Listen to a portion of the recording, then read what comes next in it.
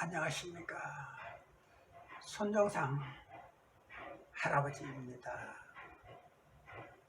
오늘이 금년도 마지막 날이나 마찬가지가 되겠습니다.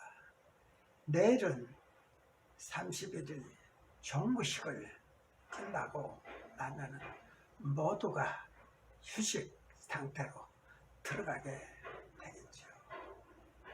그런데 오늘 재미있는 글이 하나 조선일보 사설에 올라와서 제가 소개를 해보려 합니다.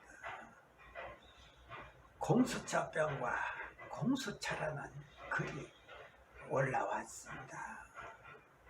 지난 한 해 동안 문재인 정권에서는 윤석열을 찍어내려고 추미애를 앞세워서 참 굉장히 전투가 벌어진 거나 마찬가지로 전투를 했습니다.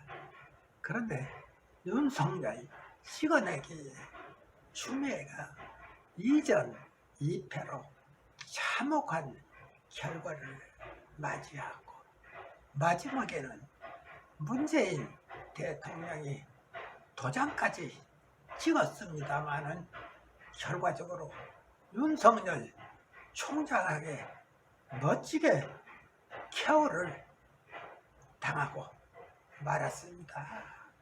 그래서 아마 오늘 올라온 글이 아마 공수처에 이제 마지막 목을 메고 있는 정부 여당의 모습을 한번 이야기하려고 올라온 것 같습니다. 한번 내용을 보겠습니다. 미친 개에게 물리면 공수병, 광견병에 걸리게 돼 있습니다. 새해병두에 출범하는 공수처가 논란이 되던 참에 공수처라는 발음이 같다 보니 그 병을 떠올리게 된다. 공수처가 그 병의 공포처럼 다가올지 아직은 실감이 안 난다. 공수처는 자유민주주의 국가에서는 유례가 없다. 야당은 중국 공산당, 공안이나 히틀러의 게슈타포처럼 대통령이 마음대로 부릴 수 있는 직속 사찰기구가 될 것이라고 반발을 하고 있다. 문재인 대통령이 빠르면 오늘 낙점하는 공수처장은 한 번도 경험하지 못한 무소불위의 권력을 휘두를 것이다. 여당이 온갖 합작으로 법을 개정해 공수처 검사와 수사관의 자격 요건을 낮춘 탓에 수사 경험이 없는 민변 변호사와 시민단체 출신들이 대거 완장을 찰 것이다. 문 대통령은 대통령 친인척과 특수 관계자를 비롯한 권력형 비리에 대한 특별 사정기구로서도 의미가 매우 크다고 했지만 이 말을 누가 믿을까?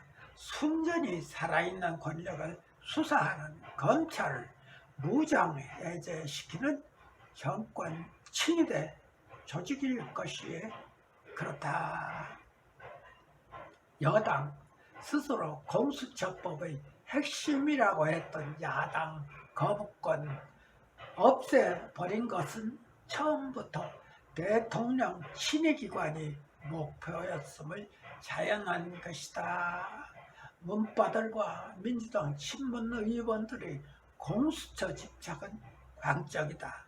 공수처가 출범하면 나라가 바로 서기라도 하는 것처럼 요란을 떨고 있다. 공포와 광기가 합쳐져서 어떤 사태가 전개될지는 머지않아 드러날 것이다. 서두르는 이유는 그만큼 절박하기 때문이다. 대통령이 직접 제한 윤석열 검찰총장에 대한 정직 체포이 2차례 법원에서 제동이 걸렸다. 추미애 장관은 윤 총장 찍어내기에 끝내 실패하고 먼저 나가 떨어지는 운명을 맞았다. 조국 전 법무부 장관 아내 정영심 교수가 1심에서 4년형을 선고받고 법정 구속되는 등 악재가 한꺼번에 덮쳤다.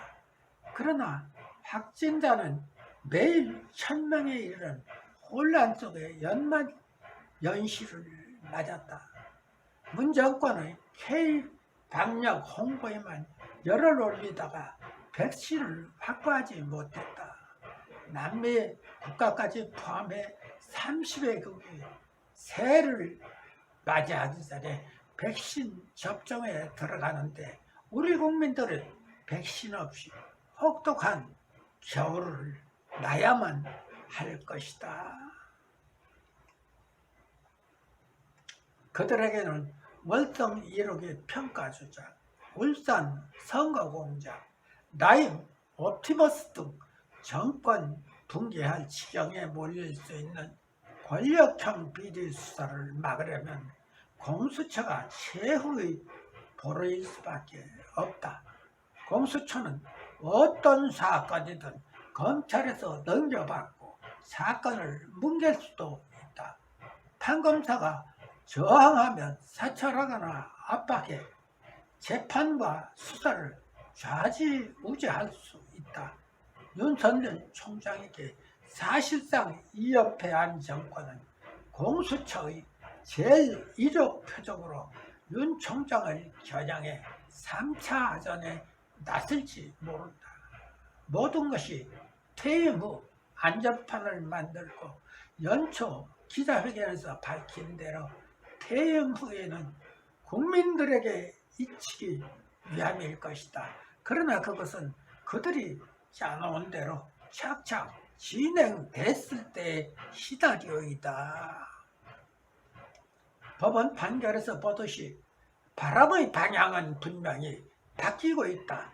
대통령 지지율은 40%대가 무너지면서 30대 후반으로 내려앉고 말았다. 국정수행 동력이 상실된 것은 평가되는 수준이다. 윤 총장은 가장 강력한 대권 후보로 떠올랐다. 아무리 발버둥 쳐도 비리와 불법 행위는 배리길 하에 드러나게 돼 있다.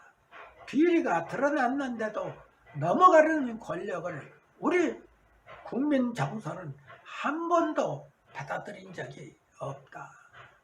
윤석열이 아니라도 코로나 백신 참사나 전세 대란이 문 정권을 잡을지 모른다. 그런데도 그들은 공수처가 서울 부산 시장은 물론이고 차기 대선도 거머쥐게 해줄 요술 방망이라고 믿고 있다. 미친 짓을 정의하면 같은 행동을 반복하면서 다른 결과를 기대하는 행동이 나올 수가 있다. 이런 글이 올라왔습니다. 참 저희들이 보기에는 의미심장한 글이라고 저는 생각합니다. 우리 나라 국민들 보통 총명하고 보통 정의감이 강한 국민들이 아닙니다. 우리나라를 짧은 시간 동안에 세계 10대 강국까지 경제 강국까지 만들어놓은 국민입니다. 저는 그동안 많은 사건을 보아왔습니다. 4.19도 보아왔고 5.19도 보아왔고 또 그런 민주항쟁도 보아왔습니다. 우리 국민 용서하지 않을 것이라고 저는 생각을 합니다. 나라가 변해야 국민들이 편안하게 살 수 있는 그러한 시대가 우리 앞에 빨리 돌아오기를 기대하는 마음으로 이와 같이 방송을 해봅니다. 늙은이가 방송을 하면서 항상 부족한 부분이 너무 많죠. 제가 무슨 방송 기자도 아니고 작가도 아니고 그러다 보니 말솜씨도 없습니다. 분명한 것은 제가 방송하는 이 부분에 대해서 글로 표현을 해서 올려드리고 있습니다. 제 글을 보시면 정확하게 판단하실 수 있으니까 제 글을 한 번씩 참조하실 것을 부탁드립니다. 방송 마치겠습니다.